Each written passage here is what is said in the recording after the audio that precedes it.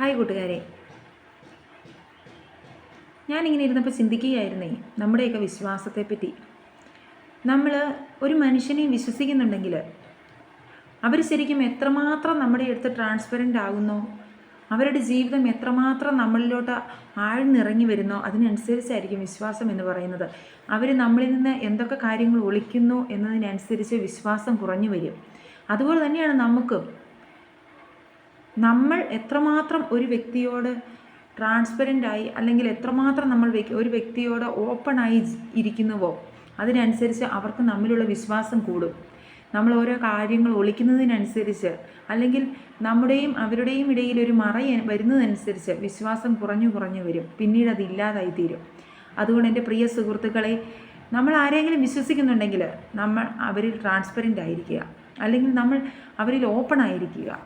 തമ്മിൽ വിശ്വസിക്കുക എന്നത് ഈ ജീവിത അവസാനം വരെയുള്ള ഏറ്റവും വലിയ കാര്യമാണ്.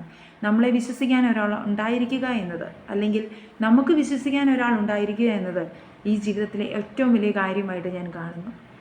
പ്രിയ സുഹൃത്തുക്കളെ, അതുകൊണ്ട് നമുക്ക് അതിനനുസരിച്ച് നമ്മുടെ ജീവിതത്തിൽ ക്രമപ്പെടുത്താം.